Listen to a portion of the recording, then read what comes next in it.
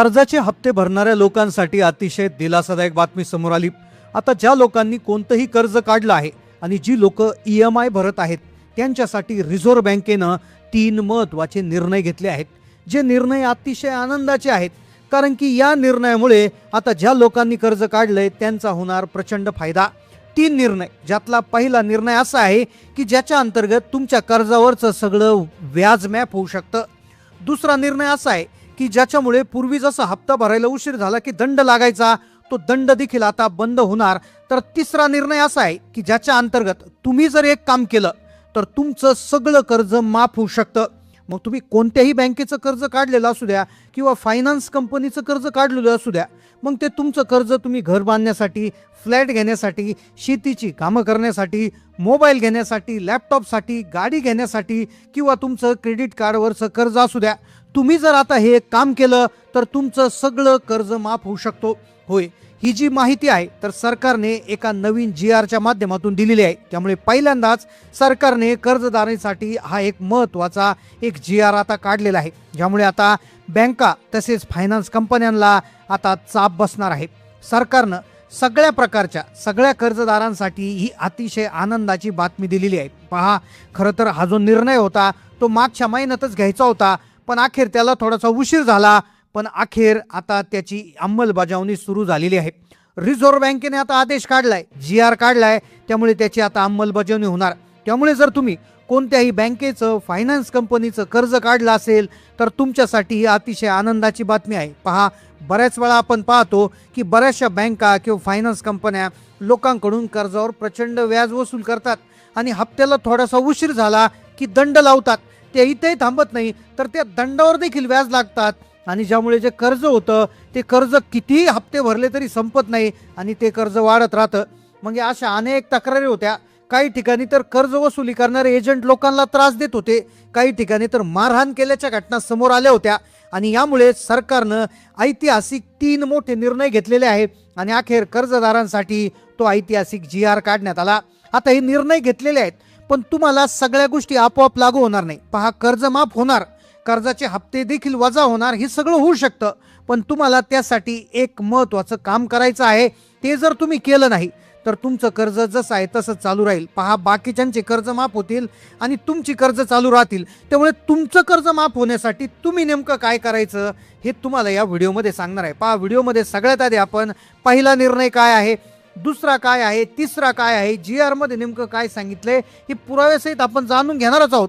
पण तुम्हाला नेमकं काय करायचं, तुमचं कर्ज जर तुम्हाला 0 रुपये करायचं असेल, तुमचा दंड वाचवायचा असेल आणि हप्ते देखील वजा करायचे असतील तर त्याच्या टिप्स देखील तुम्हाला व्हिडिओमध्ये शेवटी सांगणार आहे। पहा, आता वेळ वाया घालवता आपण व्हिडिओला सुरुवात करतोय। सगळ्यात आधी आपण पहिला निर्णय काय झालेला आहे तो पाहतोय, त्यानंतर दुसरा निर्णय, तिसरा निर्णय सविस्तर आपण पाहणार आहोत। त्यामुळे हा व्हिडिओ पूर्ण पाहिल्याशिवाय बंद करू नका, कारण की तिसरा निर्णय असा आहे की ज्याच्या अंतर्गत तुमचे सगळे पैसे माफ होऊ शकतात। त्यामुळे लक्षपूर्वक ही माहिती पहा। आता पहा, पहिला निर्णय, सगळ्यात महत्त्वाचा जो पहिला निर्णय आलाय, याचा फारसा लोकांना याचा काही फरक पडणार नाही, पण जे लोकांचा जो कर्ज आहे तर ते कर्ज भरपूर आहे, ज्यांचा कर्ज भरायला उशीर होतं, हप्ता भरायला उशीर होतो, त्यांच्यासाठी पहिला नियम आहे। पण तिसरा नियम सगळ्या कर्जदारांसाठी आहे। आता इथे पहिला नियम काय सांगितलाय की कोणतीही बँक किंवा कोणतीही फायनान्स कंपनी दंडावर व्याज आकारू शकत नाही। आता तुम्ही म्हणाल दंडावर व्याज आकारलं नाही तर अशी किती रुपयांची बचत आमची होईल, पण मुद्दा लक्षात घ्या, जर तुम्ही पूर्वी 5,000 रुपयांचं कर्ज असायचं, 5,000 रुपयाचा हप्ता असायचा, तर त्या हप्त्यात बँक 500 रुपये दंड लावायची आणि तो जर हप्ता चुकला आणि तो तुम्ही महिनाभर भरला नाही, कदाचित पुढच्या महिन्यात भरला, तर त्या दंडावर व्याज 30% लावलं जायचं, म्हणजे 150 रुपये व्याज। म्हणजे जेणेकरून तुमची दंडाची जी रक्कम होती ती 500 रुपये होती, तर ती जवळपास 850-900 रुपये व्हायची आणि तुमचा 5,000चा हप्ता 6,000, 7,000, 8,000 भरावा लागायचा। पण आता तसं अजिबात होणार नाही। पहिला निर्णय अशा लोकांसाठी आहे की ज्यांची काही कारणास्तव पैसे वेळेवर आले नाही, पगार वेळेवर झाला नाही, काहीतरी इमर्जन्सी आली, त्यामुळे जर त्यांचा हप्ता भरायला लेट झाला तर अशा लोकांसाठी हा पहिला निर्णय की आता दंडावरचं संपूर्ण व्याज माफ होणार आहे। आता हा झाला पहिला निर्णय। आता जरी तुमच्याकडून दंडावरचं व्याज घेतलं जात असेल आणि तुमचा हप्ता दर महिन्याला फुगत असेल तर काय करायचं हे व्हिडिओमध्ये तुम्हाला पुढील 2 मिनिटात सांगतो, पण त्याआधी दुसरा निर्णय जो आहे तो सगळ्यात आनंदी आहे, तो एकदा ऐका। आता पहिला निर्णय झाला हप्ता भरायला उशीर झाल्यावर। आता बऱ्याच वेळा काय होतं, एक हप्ता थकतो, त्यानंतर दुसरा थकतो, तिसरा थकतो, चौथा थकतो, बऱ्याच वेळा 6-6 महिने काय होतं, परिस्थिती बरोबर येत नाही. मग अशा केसेसमध्ये जो निर्णय आहे तो शेवटचा निर्णय आहे, कारण की त्याने तुमचं कर्ज शून्य होऊ शकतं. आता सविस्तर आपण पाहतोय क्रमवार की दुसरा निर्णय. आता पहा, तिसरा निर्णय डायरेक्ट कर्ज शून्य करायचा आहे, पण दुसरा निर्णय त्याआधी पाहून घेऊयात. आता बऱ्याचशा लोकांचा हप्ता भरायला उशीर होतो किंवा तो भरता येत नाही आणि बँका अक्षरशः इतका दंड लावतात की ज्यामुळे कर्ज दिवसेंदिवस होऊन जातं. मग अशा वेळेस काय करायचं?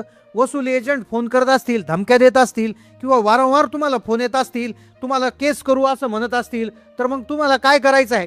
तर इथे रिझर्व्ह बँकेचा तसेच कोर्टाचा निर्णय आहे, तो लक्षपूर्वक ऐका. बँकेकडून एक जरी फोन आला आणि तुम्ही जर हा निर्णय त्यांना सांगितला, तर तुमचं एक काय 2 हप्ते जरी लेट असले तरी टेन्शन घेण्याचं गरज नाही.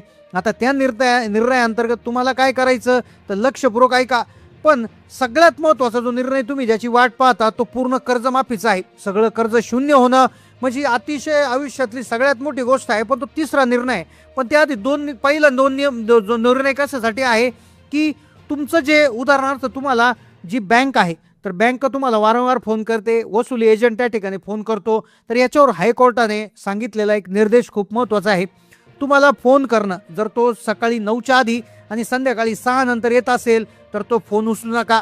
त्याच्यावर कायदेशीर कारवाई देखील होऊ शकते.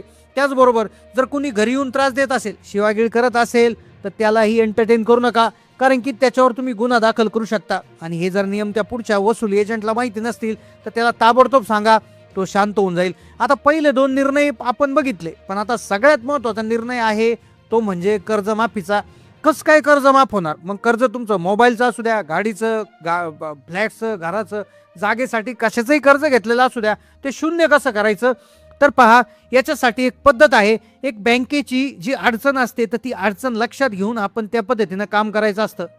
आता कर्जाची एक बँकेची एक पद्धत आहे जिला रिटर्न ऑफ किंवा राईट ऑफ म्हणतात. म्हणजे कर्ज हिशोबातून काढून टाकणे अशा प्रकारची एक सिस्टीम बँकेमध्ये कार्यरत असते. आता काय होतं, कधी कधी परिस्थिती हाताबाहेर जाते. एखादा माणूस जेव्हा कर्ज फेडूच शकत नाही, त्याची नोकरी जाते, व्यवसाय बुडतो, घरातलं कोणतरी आजारी पडतं, मग अशाच माणूस काय करतो, हप्ते भरणं बंद करतो.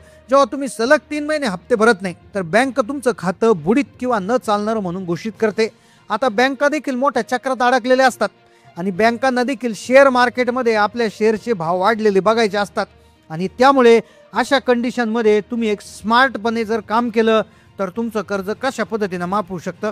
आता इथे मुद्दा लक्षात घ्या, कारण की बँकेच्या अहवालावर जेवढे कर्ज स्थगित आहेत, जेवढे कर्ज सक्रिय दिसत नाही तर तेवढा जो शेअर आहे किंवा त्या बँकेची व्हॅल्यू कमी होत असते.